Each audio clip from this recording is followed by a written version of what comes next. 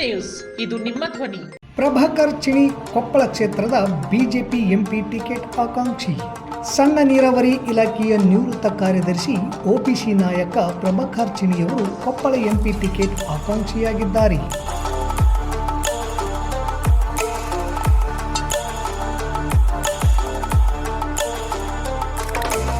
ಉಪ್ಪಾರ್ ಸಮಾಜದ ನಾಯಕರಾಗಿರುವ ಚಿಣಿ ಅವರಿಗೆ ಟಿಕೆಟ್ ನೀಡಲು ಬಿಜೆಪಿ ಕಾರ್ಯಕರ್ತರ ಒತ್ತಡವೂ ಹೆಚ್ಚಾಗಿದೆ. ಕ್ಷೇತ್ರದ ತುಂಬ ಇವರ ಹೆಸರು ಕೇಳಿಬರುತ್ತಿದೆ. ಕುಷ್ಟಗಿ ವಿಧಾನಸಭಾ ಸದಸ್ಯರಾದ ದೊಡ್ಡನಗೌಡ ಪಾಟೀಲ್ ಗೆಲುವಿನ ಹಿಂದೆ ಪ್ರಭಾಕರ್ ಚಿಣಿಯವರ ಪಾತ್ರ ಹೆಚ್ಚಿದೆ. ಕ್ಷೇತ್ರದ ತುಂಬ ಸಕ್ರಿಯರಾಗಿರುವ ಚಿಣಿಯವರಿಗೆ ಅಪಾರ ಅಭಿಮಾನಿ ಬಳಗವಿದೆ. ಸಮಾಜದ ಬೆಂಬಲವೂ ಇದೆ. ಇಲಾಖೆಯ ಸಾಧನೆಯಲ್ಲಿ ಇವರ ಶ್ರಮವಿದೆ. ಏತ ನೀರಾವರಿ ಯೋಜನೆಗಳಿಗೆ ಅತ್ಯಂತ ಹೆಚ್ಚಿನ ಒತ್ತು ನೀಡಿ ಅವುಗಳ ಯಶಸ್ವಿಗೊಳಿಸುವಲ್ಲಿ ಇವರ ಪಾತ್ರ ಅಪಾರವಾದುದು. ಯಶಸ್ವಿ ನೌಕರ ಯಶಸ್ವಿ ನಾಯಕನಾಗುತ್ತಾನೆ ಎನ್ನುವುದು ಇವರ ಅಭಿಮಾನಿಗಳ ಅಭಿಪ್ರಾಯ. ಕೊಪ್ಪಳ ಬಿಜೆಪಿಯ ಜಿಲ್ಲಾಧ್ಯಕ್ಷರು, ಕಾರ್ಯಕರ್ತರು, ಅಭಿಮಾನಿಗಳು, ಸಾರ್ವಜನಿಕರು ರಾಜ್ಯಾಧ್ಯಕ್ಷರಿಗೆ ಪ್ರಭಾಕರ್ ಚಿಣಿಯವರಿಗೆ ಟಿಕೆಟ್ ನೀಡಲು ಮನವಿ ಮಾಡಿದ್ದಾರೆ. ಕೊಪ್ಪಳ ಕ್ಷೇತ್ರದಲ್ಲಿ ಒಬಿಸಿ ಮತಗಳು ಹೆಚ್ಚು ಪ್ರಮಾಣದಲ್ಲಿದ್ದು ಇಲ್ಲಿಯವರೆಗೆ ಒಬಿಸಿ ಅಭ್ಯರ್ಥಿಗಳೇ ಇವರಿಗೆ ಆರಿಸಿ ಬಂದಿದ್ದಾರೆ. ಹಾಗಾಗಿ ಈ ಬಾರಿ ಬಿಜೆಪಿ ಟಿಕೆಟ್ ಒಬಿಸಿ ಅಭ್ಯರ್ಥಿಯನ್ನೇ ಹಾಕಬೇಕು ಎನ್ನುವ ಕೂಗು ಇದೆ. ಚಿಣಿಯವರು ಅಕ್ಟೋಬರ್ 30ರಂದು ತಮ್ಮ ಸೇವೆಯಿಂದ ನಿವೃತ್ತಿ ಹೊಂದಿದ್ದು ಸರ್ಕಾರ ಇವರ ತಾಂತ್ರಿಕ ಪ್ರಬುದ್ಧತೆ ಸೆಳೆದುಕೊಳ್ಳಲು ಮುಂದಾದರೆ ಇವರಿಂದ ಇನ್ನಷ್ಟು ಉತ್ತಮ ಕಾರ್ಯಗಳನ್ನು ನಿರೀಕ್ಷಿಸಬಹುದು. ಪಕ್ಷ ಟಿಕೆಟ್ ನೀಡಿದರೆ ಎಲ್ಲರ ವಿಶ್ವಾಸ ಪಡೆದು ಗೆಲ್ಲುತ್ತೇನೆಂಬ ವಿಶ್ವಾಸವಿದೆ ಎನ್ನುತ್ತಾರೆ ಬಿಜೆಪಿ ಟಿಕೆಟ್ ಆಕಾಂಕ್ಷಿ ಪ್ರಭಾಕರ್ ಚಿಣಿಯವರು.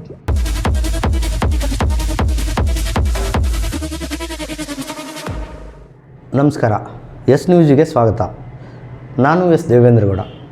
ಇಂದಿನ ಮುಖ್ಯಾಂಶಗಳು: ಮಹಾಶಿವರಾತ್ರಿ ನಿಮಿತ್ತ ಗಾನಯೋಗಿನಾದ ತರಂಗದಿಂದ ಭಕ್ತಿ ಸಂಗೀತ ರಸಾನುಭವ ಕಾರ್ಯಕ್ರಮ. ಧಡೆಸೂಗೂರು ಗ್ರಾಮ ಪಂಚಾಯಿತಿ ಸಭೆ ರದ್ದು, ಸದಸ್ಯರ ಅಸಮಾಧಾನ. ಮತ್ತೊಮ್ಮೆ ಮೋದಿ ಬಲಿಷ್ಠ ಭಾರತಕ್ಕಾಗಿ ಬುಲೆಟ್ ಬೈಕ್ ಯಾತ್ರೆ, ಸಾಧ್ವಿ ಮಾತಾ ರಾಜಲಕ್ಷ್ಮಿ.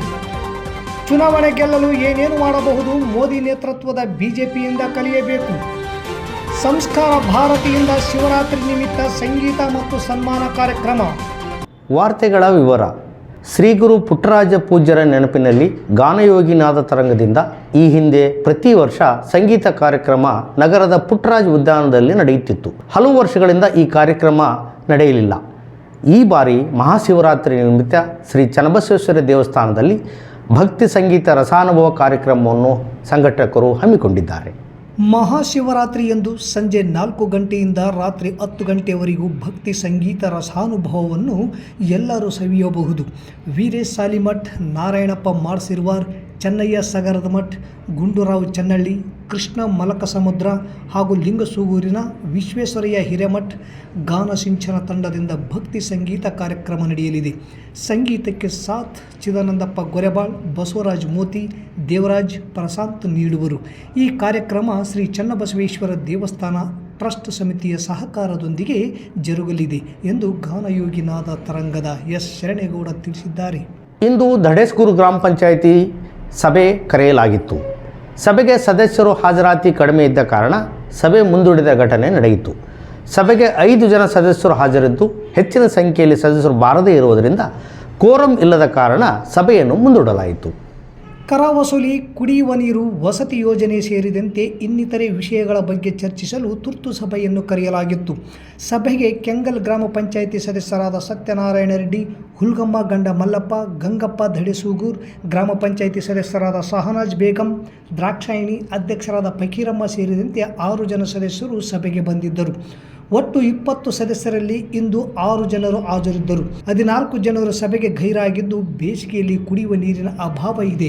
ಸಮಸ್ಯೆ ಬಗೆಹರಿಸುವಂತೆ ಸದಸ್ಯರು ಸಭೆಯಲ್ಲಿ ಅಧ್ಯಕ್ಷರ ಗಮನಕ್ಕೆ ತಂದಾಗ ಮುಂದಿನ ಸಭೆಯಲ್ಲಿ ತೀರ್ಮಾನ ಮಾಡೋಣ ಎಂದು ದಿಢೀರಿನ ಸಭೆ ರದ್ದು ಮಾಡಿದ್ದು ನಮಗೆ ನೋವಾಗಿದೆ ಎಂದು ಸದಸ್ಯರಾದ ಸತ್ಯನಾರಾಯಣ ರೆಡ್ಡಿ ಅಧ್ಯಕ್ಷರ ನಡೆಯ ಬಗ್ಗೆ ಅಸಮಾಧಾನ ವ್ಯಕ್ತಪಡಿಸಿದರು.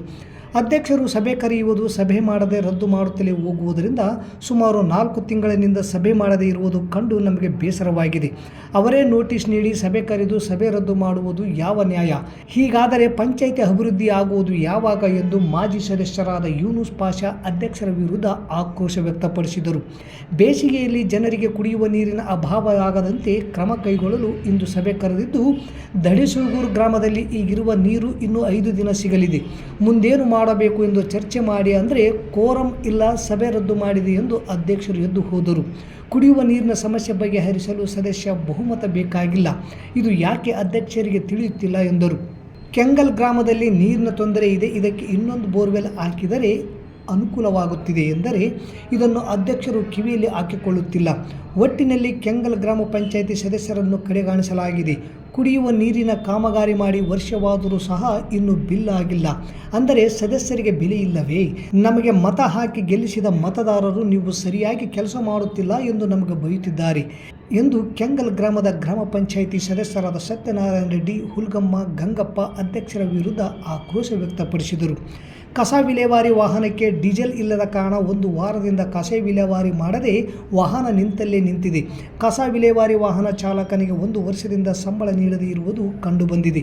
ನನಗೆ 1 ವರ್ಷದಿಂದ ಸಂಬಳ ಕೊಟ್ಟಿಲ್ಲ ಹಾಗೂ ವಾಹನಕ್ಕೆ ಡೀಸೆಲ್ ಹಾಕದೇ ಇರುವುದರಿಂದ 1 ವಾರದಿಂದ ಕಸ ವಿಲೇವಾರಿ ವಾಹನ ಗ್ರಾಮದೊಳಗೆ ಹೋಗಿಲ್ಲ ಎಂದು ಕಸ ವಿಲೇವಾರಿಯ ವಾಹನ ಚಾಲಕ ಅರಕಲಪ್ಪ ಎಸ್ ನ್ಯೂಸ್ ಮುಂದೆ ತಮ್ಮ ಹಾಳನ್ನು ತೋಡಿಕೊಂಡರು. ಹೆಸರು ಅರಕಲ್. ಏನು ಕೆಲಸ ಮಾಡ್ತೀವಿ? ಇದು ಆಟೋ ಡ್ರೈವರ್, ಕಸದ ಗಾಡಿ ಹೊಡ್ತಾರೆ. ಎಲ್ಲಿ? ಇಲ್ಲಿ ದಡಿಸೂಗರು ಉಪ್ಪಳ ಕೆಂಗ. ಏನು ಗಾಡಿ ಕಸ ವಿಲೇವಾರಿ ಮಾಡೋಕೆ ಹೋಗತ್ತೆ? ಹೋಗತ್ತೆ. ಎಲ್ಲ ಗಾಡಿ ಸ್ಟಾಪ್ ಮಾಡಿ ಅಂತಿಲ್ಲ. ಸ್ಟಾಪ್ ಮಾಡಿ ಡೀಸೆಲ್ ಇಲ್ಲ, ಸ್ಟಾಪ್ ಮಾಡಿ. ಎಷ್ಟು ದಿನ ಆಯ್ತು? 4 ಗಾಡಿ ಸರ್. ನಂಗೆ ಸಂಬಳ ಕೊಟ್ಟಿಲ್ಲ. ಸಂಬಳ ಎಷ್ಟು ದಿನ? 2 ವರ್ಷ ಸಂಬಳ ಕೊಡ್ಬೇಕು ಸರ್. ಅವರು ಎಷ್ಟು? ಅದು ಬರೀ 6,000 ಕೊಡ್ತಾರೆ ಸರ್. ಎಷ್ಟು ತಿಂಗಳದ್ದು ಕೊಡ್ಬೇಕು? 1 ವರ್ಷದ್ದು ಸರ್. 1 ವರ್ಷದ ಸಂಬಳ ಕೊಡ್ಬೇಕಾ? 1 ವರ್ಷದ ಸಂಬಳ ಕೊಟ್ಟಲ್ಲ, ಡೀಸೆಲ್ ಕೊಡೋಲ್ಲ, ಗಾಡಿ ಬಂದ್ ಮಾಡಿ. ಎಷ್ಟು ತಿಂಗಳಿಂದ ಮೀಟಿಂಗ್ ಆಗಿದೆ? ನವಂಬರ್ಲಿಂದ ಆಗಿಲ್ಲ. ಮೀಟಿಂಗ್ ನವಂಬರ್ಲಿಂದ ಈಚೆಗೆ ಮೀಟಿಂಗೇ ಆಗಿಲ್ಲ. ಏನು ಪಿ ಡಿ ಏನು ಮಾಡ್ತಾರೆ ಮೀಟಿಂಗ್ ಕರೆಂದ್ರೆ? ಮೀಟಿಂಗ್ ನೋಟಿಸ್ ಕೊಡ್ತಾರೆ, ಕೋರಮ್ ಆಗೋದಿಲ್ಲ, ವಾಪಸ್ ಹೋಗೋದಿಲ್ಲ. ಅಲ್ಲಿ ಯಾರು ಪಿ ಡಿ ನಿರ್ಲಕ್ಷ್ಯನ, ಅಧ್ಯಕ್ಷ ನಿರ್ಲಕ್ಷ್ಯನ? ಸದಸ್ಯರುಗಳು ಸರಿಗೆ ಹಾಜರಾಗ್ತಾ ಇಲ್ಲ. ಹೆಂಗೆ ಸದಸ್ಯರ ಜವಾಬ್ದಾರಿ ಅಲ್ಲ? ಕುಡಿಯ ನೀರು, ಸ್ವಚ್ಛತೆ ಇದ್ರ ಒಳ ಬೇವುದಿಗಳು ಜಗ್ಗಿದೇವ್ರು. ರೌಟ್ರ್ ತಂತಾರೆ, ಇದು ಮೀಟಿಂಗ್ಗಳಿಗೆ ಇಡ್ತಾರೆ. ನಾವು ಊರು ಸಮಸ್ಯೆ ಕೇಳೋಣ ಅಂತ ನಾವು ಬರ್ತಾ ಇದೀವಿ. ಈ ಮುಂದೆ ಹೆಂಗೆ ಮಾಡ್ತಾರೆ ಬ್ಯಾಸಿಗೆ? ಮತ್ತೆ ಅವ್ರು ನಾವು ಅದನ್ನ ಅಧ್ಯಕ್ಷನ ಕೇಳಿದ್ವಿ, ನಿಮ್ಗೆ ಅದಕ್ಕೆ ವಿಷಯ ಬಿಟ್ಟು ಬೇರೆ ವಿಷಯ ಚರ್ಚೆಗೆ ತಗೊಳ್ರಿ ಅಂತಂದ್ರೆ ಅದಕ್ಕೆ ಒಪ್ತಾ ಇಲ್ಲ ಅವರು. ಆಮೇಲೆ ಸಭೆಯಲ್ಲಿ ಅಧ್ಯಕ್ಷರು ಯಾರಿಗಿಲ್ಲಿ? ಅಧ್ಯಕ್ಷರು ಇವರು ಫಕೀರಮ್ಮ ಅಂತಂದೇಳಿ ಅವರು ಇರ್ತಾರ, ಅವ್ರ ಗಂಡಗಳು ಇರ್ತಾನೆ ಇಲ್ಲಿ ಸಭೆಯಲ್ಲಿ? ಗಂಡ ಇರಬಾರ್ದು, ಎಲ್ಲರೂ ಇರ್ತಾರೆ. ಮತ್ತೆ ಏನು ಮಾಡ್ತಾರೆ? ದೇಶದ ಉಳಿವಿಗಾಗಿ ಮತ್ತೊಮ್ಮೆ ಮೋದಿ, ಬಲಿಷ್ಠ ಭಾರತಕ್ಕಾಗಿ ಮೋದಿಗೆ ಮತ ನೀಡಿ ಎಂಬ ಘೋಷವಾಕ್ಯದೊಂದಿಗೆ ಹಾಗೂ ಈ ದೇಶದ ಸಾರ್ವಜನಿಕರ ಅಭಿಪ್ರಾಯದ ಪ್ರಯುಕ್ತ ಬುಲೆಟ್ನಲ್ಲಿ ಬೈಕ್ ಯಾತ್ರೆಯನ್ನು ಹಮ್ಮಿಕೊಳ್ಳಲಾಗಿದೆ ಎಂದು ಸಾಧ್ವಿ ಮಾತಾ ರಾಜಲಕ್ಷ್ಮಿ ಹೇಳಿದರು. ನಗರದ ಬಿಜೆಪಿ ಕಚೇರಿಯಲ್ಲಿ ಪತ್ರಿಕಾಗೋಷ್ಠಿಯನ್ನು ಉದ್ದೇಶಿಸಿ ಮಾತನಾಡಿದ ಅವರು, ತಮಿಳುನಾಡಿನಿಂದ ದೆಹಲಿಗೆ ಸರಿಸುಮಾರು 15 ರಾಜ್ಯಗಳಲ್ಲಿ 21,000 ಕಿಲೋಮೀಟರ್ ಬುಲೆಟ್ ಬೈಕ್ ಯಾತ್ರೆಯನ್ನು ನಡೆಸಿ ಕೊನೆಗೆ ಏಪ್ರಿಲ್ 18ಕ್ಕೆ ದೆಹಲಿಗೆ ತಲುಪಲು ಯೋಜನೆ ಹಾಕಿಕೊಳ್ಳಲಾಗಿದೆ.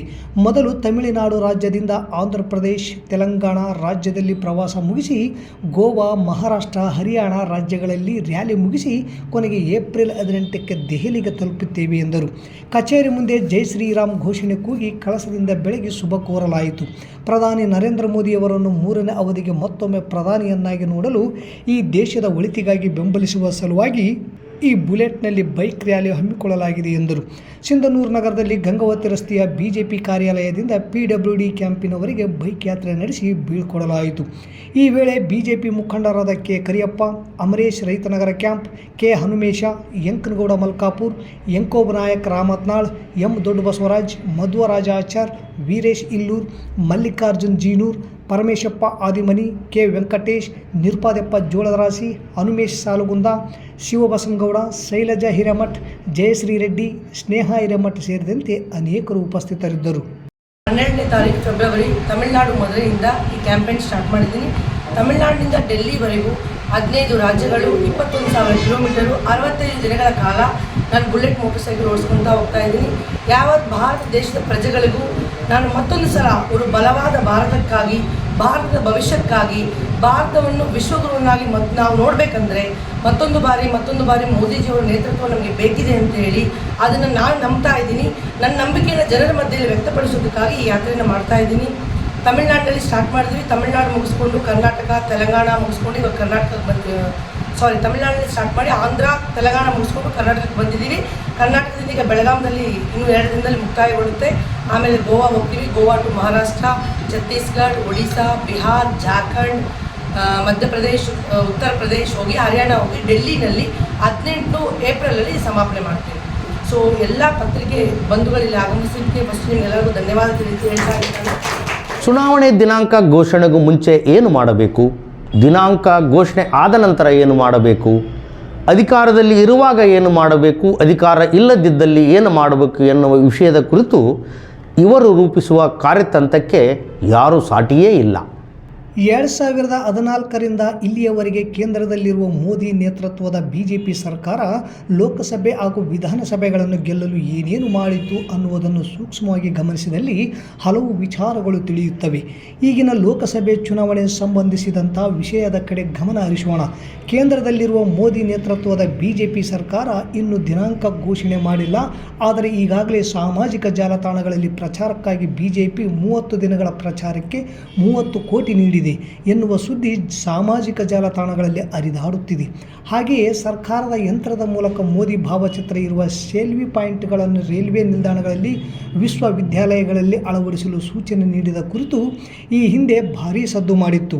ಅದು ಜಾರಿಯಾಗಿದೆ ಎನ್ನಲು ನಮ್ಮ ಸಿಂಧನೂರಿನ ಒಳಬಳ್ಳಾರಿ ರಸ್ತೆಯಲ್ಲಿರುವ ಅಲ್ಪಸಂಖ್ಯಾತರ ಮೊರಾರ್ಜಿ ದೇಸಾಯಿ ವಸತಿ ಶಾಲೆಯ ಮುಂಭಾಗದಲ್ಲಿರುವ ಏಕ್ ಭಾರತ್ ಶ್ರೇಷ್ಠ ಭಾರತ್ ಘೋಷಣೆ ಹಾಗೂ ಮೋದಿ ಭಾವಚಿತ್ರ ಇರುವ ಸೆಲ್ಫಿ ಪಾಯಿಂಟನ್ನು ಗಮನಿಸಬಹುದು. ಈಗಾಗಲೇ ದಕ್ಷಿಣದ ರಾಜ್ಯಗಳ ಕಡೆ ಹಲವು ಸುತ್ತಿನ ಕಾರ್ಯಕ್ರಮಗಳು ಭರಪೂರ್ ಅನುದಾನ ಘೋಷಣೆ ಮಾಡುವುದನ್ನು ಕಾಣುತ್ತೇವೆ. 4 ವರ್ಷದಲ್ಲಿ ಇಲ್ಲದ ಭರಪೂರ್ ಅನುದಾನ ಈಗ ಘೋಷಣೆ ಆಗುತ್ತಿದೆ. ಇದು ಕೂಡ ಚುನಾವಣೆ ಪೂರ್ವದಲ್ಲಿ ಹಿಂದೆ ವಿರೋಧಿಸಿದವರನ್ನು ತಮ್ಮ ಪಕ್ಷಕ್ಕೆ ಕರೆದುಕೊಳ್ಳುವುದು, ಮುಂದೆ ಮಾಧ್ಯಮಗಳಲ್ಲಿ ವಿರೋಧಿ ಪಕ್ಷಗಳ ಜಾಹೀರಾತು ಬರದಂತೆ ಪ್ರಮುಖ ಮಾಧ್ಯಮದ ಎಲ್ಲ ದಿನಾಂಕಗಳನ್ನು ಖರೀದಿಸುವುದು, ಹೀಗೆ ಹೇಳುತ್ತಾ ಹೋಗಬಹುದು. ಪ್ರಶ್ನೆ ಇರುವುದು ಇದು ಎಷ್ಟು ಸರಿ ಎನ್ನುವುದು. ಪ್ರಬುದ್ಧ ಮತದಾರರ ಅನಿಸಿಕೆ ಕೇಳುವರಾರು, ಕೇಳುವವರೇ ಅವರ ಪರ ಹೇಳುವವರಾಗಿರುವಾಗ. ಇದೇ ತಿಂಗಳು 8ರಂದು ಶಿವರಾತ್ರಿ ನಿಮಿತ್ತ ನಗರದ ಬ್ರಾಹ್ಮಣರವಣಿಯ ಶ್ರೀರಾಮ ಮಂದಿರದಲ್ಲಿ ಸಂಸ್ಕಾರದ ಭಾರತಿ ವತಿಯಿಂದ ದಿವಂಗತ ರಾಮರಾವ್ ಕುಲಕರ್ಣಿ ಹಾಗೂ ದಿವಂಗತ ಪಿ ಹುಸೇನಪ್ಪ ಇವರ ಸ್ಮರಣಾರ್ಥ ಸಂಗೀತ ಕಾರ್ಯಕ್ರಮ ಹಾಗೂ ಸಾಧಕರಿಗೆ ಸನ್ಮಾನ ಕಾರ್ಯಕ್ರಮ ಹಮ್ಮಿಕೊಳ್ಳಲಾಗಿದೆ.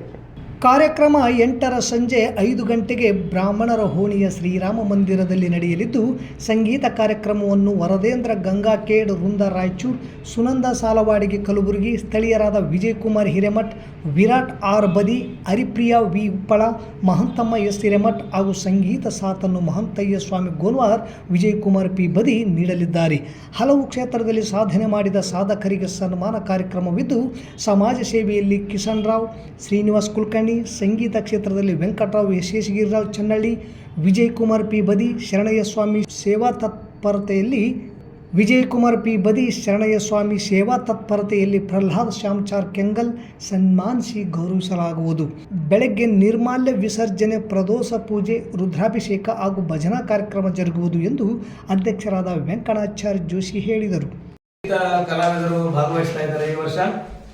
ಹಾಗಾಗಿ ಇದರಲ್ಲಿ ನಮಗೆ ಹೆಸರುಗಳನ್ನು ಹೇಳ್ಬೇಕಂತಂದ್ರೆ, ಉದಯೋನ್ಮುಖ ಕಲಾವಿದರಾಗಿರ್ತಕ್ಕಂಥ ಶ್ರೀ ವರದೇಂದ್ರ ಗಂಗಾಖೇಡ್ ಅಂತಕ್ಕಂಥವರು ರಾಯಚೂರಿನಿಂದ ಆಗಮಿಸ್ತಾ ಇದ್ದಾರೆ.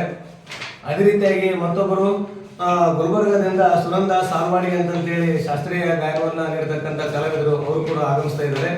ಹಾಗೂ ನಮ್ಮವರೇ ಸಿಂಧನೂರಿನಾಗಿರ್ತಕ್ಕಂಥ ಶ್ರೀ ವಿಜಯಕುಮಾರ್ ಹಿರೇಮಠ್ ಅಂತಕ್ಕಂಥ ಒಬ್ಬ ಉದಯೋನ್ಮುಖ ಕಲಾವಿದರು, ಇವರು ಕೂಡ ಭಾಗವಹಿಸ್ತಾ, ಇನ್ನು ವಿದ್ಯಾರ್ಥಿಗಳ ಗುಂಪಿನಲ್ಲಿ ಹರಿಪ್ರಿಯಾ, ಮಾಂತಮ್ಮ, ಇವು ವಿರಾಟ್ ಅಂತಕ್ಕಂಥ ಈ ಸಂಗೀತ ಕಲಾವಿದರು ಈ ಒಂದು ಕಾರ್ಯಕ್ರಮಕ್ಕೆ ಆಗಮಿಸಿದ್ದಾರೆ.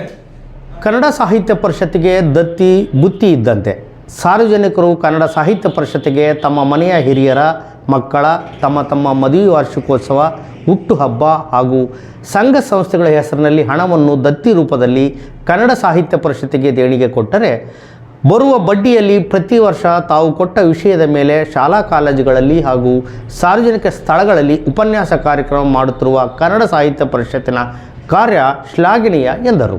ಸಿಂಧನೂರು ನಗರದ ಸರ್ವೋದಯ ವಿದ್ಯಾವರ್ಧಕ ಪ್ರೌಢಶಾಲೆಯಲ್ಲಿ ಕನ್ನಡ ಸಾಹಿತ್ಯ ಪರಿಷತ್ತು ರಾಯಚೂರು ಹಾಗೂ ಕನ್ನಡ ಸಾಹಿತ್ಯ ಪರಿಷತ್ತು ಸಿಂಧನೂರು ಇವರ ಸಹಯೋಗದಲ್ಲಿ ಹಮ್ಮಿಕೊಂಡಿದ್ದ 2023-24ನೇ ಸಾಲಿನ ದತ್ತಿ ಉಪನ್ಯಾಸ ಕಾರ್ಯಕ್ರಮ ಉದ್ಘಾಟಿಸಿ ಮಾತನಾಡಿದರು. ಕ್ರೀಡೆ ಮತ್ತು ಯುವಜನತೆ ವಿಷಯದ ಕುರಿತು ಎಂ ಸುಣಗದ್ ದೈಹಿಕ ಶಿಕ್ಷಕರು ಮಾತನಾಡುತ್ತಾ, ಕ್ರೀಡೆ ಇಲ್ಲದ ವ್ಯಕ್ತಿ ಕಿಡಿಮುಟ್ಟಿದ ಕಡಲೆಯಂತೆ. ಕ್ರೀಡೆ ಎನ್ನುವುದು ಪ್ರತಿಯೊಬ್ಬ ವ್ಯಕ್ತಿಯು ಅವಲಂಬಿಸಿಕೊಂಡರೆ ಉಲ್ಲಾಸದಿಂದ ಬಾಳಿ ಬದುಕಬಹುದು. ಕ್ರೀಡೆಯನ್ನು ಮೈಗೂಡಿಸಿಕೊಂಡರೆ ಆತನ ಶಾರೀರವೂ ಸದೃಢವಾಗಿರಬಹುದಾಗಿದೆ. ಯುವಕರ ಪಾತ್ರ ಹಿರಿದಾದದ್ದು ಎಂದು ಕ್ರೀಡೆ ಮತ್ತು ಯುವಜನತೆ ಕುರಿತು ಮಾತನಾಡಿದರು. ಸಹಕಾರದ ಕುರಿತು ಆಸರೆ ಸೌಹಾರ್ದ ಸಹಕಾರಿ ಸಂಘದ ರಾಜ್ಯಾಧ್ಯಕ್ಷರಾದ ಹಾಲಯ್ಯ ಸ್ವಾಮಿ ಹಿರೇಮಠ ಉಪನ್ಯಾಸ ನೀಡಿದರು.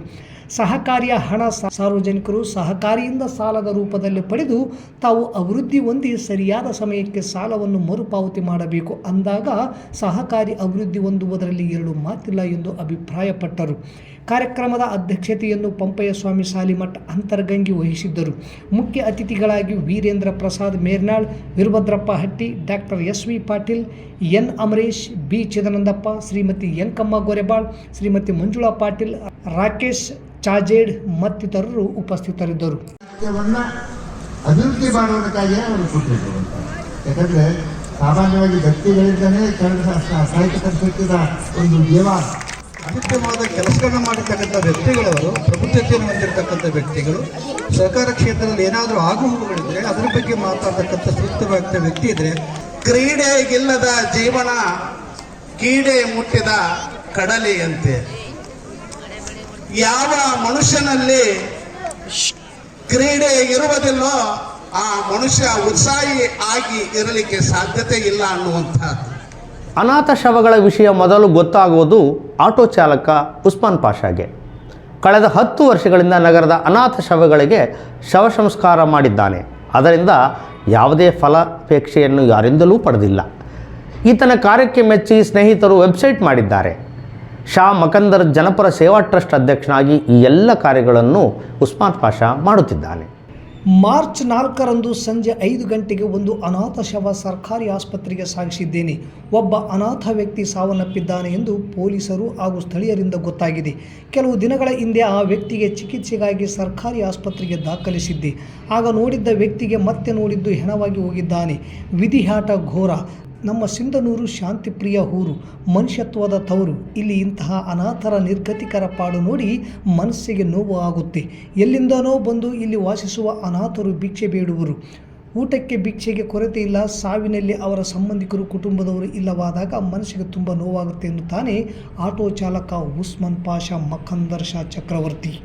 ಅನೇಕ ಬಾರಿ ಜನರಲ್ಲಿ ವಿನಂತಿ ಮಾಡಿಕೊಂಡಿದ್ದೇನೆ, ಯಾರು ಕೂಡ ತಮ್ಮ ಕುಟುಂಬದ ಸದಸ್ಯರನ್ನು ಅಥವಾ ಸಂಬಂಧಿಕರನ್ನು ಅನಾಥರನ್ನಾಗಿ ಬಿಡಬೇಡಿ. ಸಿಂಧನೂರಿನಲ್ಲಿ ಅನೇಕ ಆಶ್ರಮಗಳು ಇವೆ. ಅಲ್ಲಿ ಸೇರಿಸಿ ತಮಗೆ ಆಗಿಲ್ಲ ಅಂದರೆ ನನ್ನನ್ನು ಸಂಪರ್ಕಿಸಿ, ನಾನು ಅವರ ಬಗ್ಗೆ ಕಾಳಜಿ ವಹಿಸುತ್ತೇನೆ. ದಯವಿಟ್ಟು ಕೈ ಮುಗಿದು ಕೇಳಿಕೊಳ್ಳುತ್ತೇನೆ, ಅವರನ್ನು ಸಾಕಿ ಇಲ್ಲ ನನ್ನನ್ನು ಸಂಪರ್ಕಿಸಿ, ಸ್ವಲ್ಪವಾದರೂ ಮಾನವೀಯತೆ ತೋರಿ ಎಂದು ವಿನಂತಿಸುತ್ತಾನೆ ಉಸ್ಮಾನ್ ಪಾಷಾ ಮಕಂದರ್ ಶಾ ಚಕ್ರವರ್ತಿಯವರು. ಉಸ್ಮಾನ್ ಪಾಷಾ ಕಾರ್ಯಕ್ಕೆ ನಗರದ ಹಲವು ಸಂಸ್ಥೆಗಳು ಸನ್ಮಾನ ಮಾಡಿ ಗೌರವಿಸಿವೆ. ಮತ್ತೊಮ್ಮೆ ಮುಖ್ಯಾಂಶಗಳು. ಮಹಾಶಿವರಾತ್ರಿ ನಿಮಿತ್ತ ಗಾನಯೋಗಿನಾದ ತರಂಗದಿಂದ ಭಕ್ತಿ ಸಂಗೀತ ರಸಾನುಭವ ಕಾರ್ಯಕ್ರಮ. ಧಡೆಸೂಗೂರು ಗ್ರಾಮ ಪಂಚಾಯಿತಿ ಸಭೆ ರದ್ದು, ಸದಸ್ಯರ ಅಸಮಾಧಾನ. ಮತ್ತೊಮ್ಮೆ ಮೋದಿ ಬಲಿಷ್ಠ ಭಾರತಕ್ಕಾಗಿ ಬುಲೆಟ್ ಬೈಕ್ ಯಾತ್ರೆ, ಸಾಧ್ವಿ ಮಾತಾ ರಾಜಲಕ್ಷ್ಮಿ. ಚುನಾವಣೆ ಗೆಲ್ಲಲು ಏನೇನು ಮಾಡಬಹುದು, ಮೋದಿ ನೇತೃತ್ವದ ಬಿಜೆಪಿಯಿಂದ ಕಲಿಯಬೇಕು. ಸಂಸ್ಕಾರ ಭಾರತಿಯಿಂದ ಶಿವರಾತ್ರಿ ನಿಮಿತ್ತ ಸಂಗೀತ ಮತ್ತು ಸನ್ಮಾನ ಕಾರ್ಯಕ್ರಮ.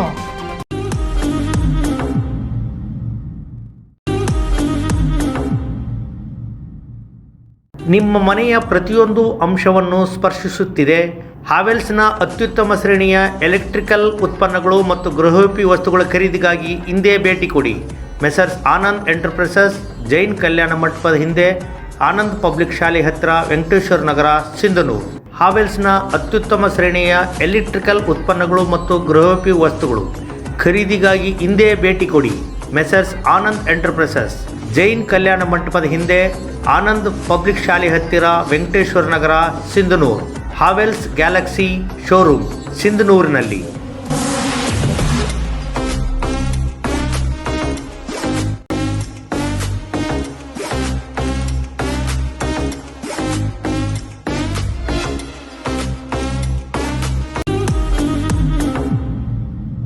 ಮುಖ್ಯಾಂಶಗಳು.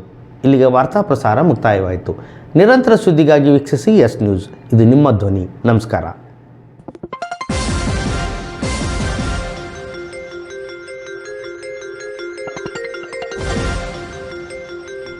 ಎಸ್ ನ್ಯೂಸ್, ಇದು ನಿಮ್ಮ ಧ್ವನಿ.